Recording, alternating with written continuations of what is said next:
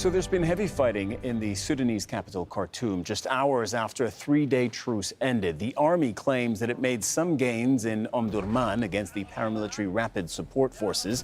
Meanwhile, the warring sides have been holding talks in Saudi Arabia to agree on a new ceasefire for the Eid holiday, which happens later this month. Hiba Morgan is in Omdurman, near the capital, Khartoum. Hiba, so we know the fighting has resumed. What more can you tell us? Well, we spoke to residents in various parts of the capital, Khartoum. In the northern part of the capital, the few residents remaining behind in that part of the city. We spoke to people in the eastern and southern parts of the capital. Now, the latest is that there is more intense fighting between the Central Reserve Police and the paramilitary rapid support forces in the southern part of the capital. The Central Reserve Police is a militarized unit of the police department here in Sudan, and residents in the southern part say that there's been intense fighting between them for hours now, forcing residents indoor. And they reported that several have been injured, several civilians have been injured as a result of the fighting in that part of the capital.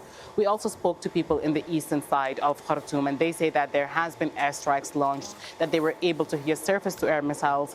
And here in the city of Omdurman, we were able to hear the sounds of the fighter jets flying overhead. We know that there's fighting in some parts of Omdurman, especially around the Engineers Corps, a military base belonging to the army, which the paramilitary rapid support forces has been trying to gain control of for weeks now. So residents in various parts of the capital have been warned to stay indoors, to not be caught in the crossfire between the paramilitary rapid support forces and the Sudanese army. But people say that once the ceasefire has ended, they're seeing more and more intense fighting between the two sides.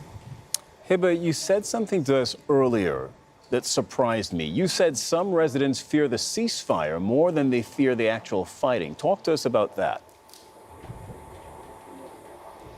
Well, residents know that when there is a ceasefire and it is respected by both sides, it's a military ceasefire.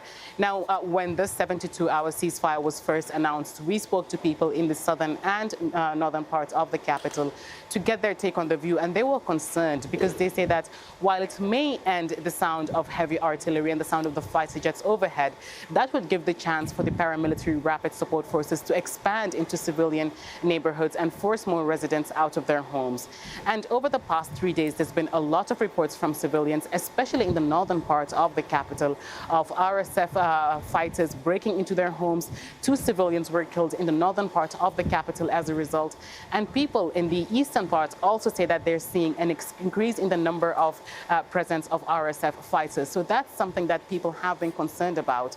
There's also the issue of sexual violence. We spoke to rights groups over the past 3 days, and they say that they've noticed an uptick in the number of women reporting sexual violence, and say that's not the complete number or the full figure.